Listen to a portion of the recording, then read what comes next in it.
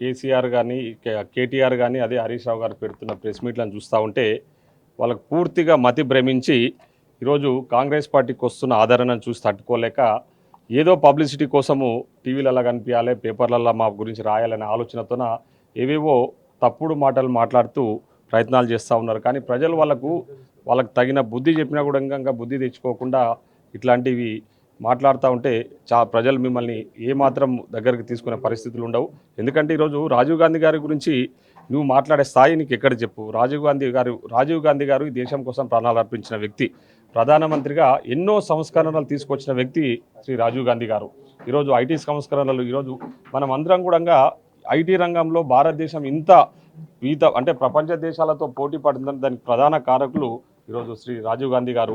ఈరోజు అదేవిధంగా లోకల్ బాడీస్కు పూర్తి స్థాయిలో హక్కులు కల్పించిన వ్యక్తి శ్రీ రాజీవ్ గాంధీ గారు. అట్లాంటి వ్యక్తిని పట్టుకొని అట్లాంటి వ్యక్తి యొక్క దేశం కోసం ప్రాణాలు అర్పించిన వ్యక్తి యొక్క విగ్రహాన్ని మేము పెడితే నువ్వేదో పగటి కళలు అంటూ మేమేదో అధికారంలోకి వస్తే ఆ విగ్రహాన్ని తీసి ఇంకో విగ్రహాన్ని తీసుకొచ్చి పెడతామని చెప్పేసి నువ్వేదో పగటి కళలు అంటున్నావు. నీవు అధికారంలోకి వచ్చే ప్రసక్తే లేదు. నీకు అసలు మిమ్మల్ని ప్రజలు విశ్వసించే పరిస్థితుల్లో లేరు. మీ పార్టీ మనుగడలనే ప్రశ్నార్థకంగా మారిన సందర్భంలో ఈరోజు పార్టీలో ఎవరు ఉండలేని పరిస్థితులలో నీవు ఇట్లా మతి భ్రమించి నీవు కానీ మీ హరీష్ రావు కానీ మాట్లాడుతూ ఉన్నారు. ఈరోజు ముఖ్యంగా మా గౌరవ ముఖ్యమంత్రి రేవంత్ రెడ్డి గారికి వస్తున్న ఆదరణ, కాంగ్రెస్ పార్టీకి వస్తున్న ఆదరణ చూసి తట్టుకోలేక ఇట్లాంటి తప్పుడు ప్రేలాపనలు చేస్తూ ఉన్నారు. ఔటర్ రింగ్ రోడ్ పేరు మారుస్తాం, ఇంకో పేరు మారుస్తామని చెప్పేసి మీరు అధికారంలోకి వచ్చే పరిస్థితులు అయితే ఇప్పట్లో లేవు. అవి ఎప్పుడు కూడా జరగవు. కాంగ్రెస్ పార్టీ రాష్ట్రంలో 20 సంవత్సరాల అధికారంలో ఉండబోతా ఉంది.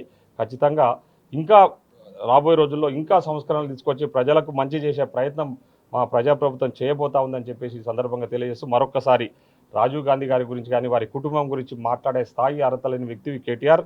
అట్లాంటి మాటలు మాట్లాడితే ఖచ్చితంగా ప్రజలు మీ తాట తీసారని చెప్పేసి ఈ సందర్భంగా తెలియజేస్తారు. ఇంకో మాట కూడా చెప్తున్నారు, సీఎం రేవంత్ రెడ్డి ఎప్పుడు కూడా నోటి నుంచి తెలంగాణ అనే పదం రావట్లేదు, ఆయన తెలంగాణ పైన ప్రేమ లేదు, మమకారం లేదు. తెలంగాణ కోసం అసెంబ్లీలో ఉద్యమ సమయంలో గలమెత్తిన వ్యక్తి శ్రీ రేవంత్ రెడ్డి గారు. మీరు మనం చూస్తే తెలుస్తూనే ఉంది. ఈరోజు తెలంగాణ కోసం ఆర్నిశలు కష్టపడుతున్న వ్యక్తి శ్రీ రేవంత్ రెడ్డి గారు. ఆయన ముఖ్యమంత్రి అయిన తర్వాత 24/7 వర్క్ చేస్తూ ప్రజాపాలన అందిస్తూ ప్రజా సమస్యలు పరిష్కారం చేస్తూ పారదర్శకంగా పాలన అందిస్తున్న వ్యక్తి ఈరోజు మా గౌరవ ముఖ్యమంత్రి రేవంత్ రెడ్డి గారు.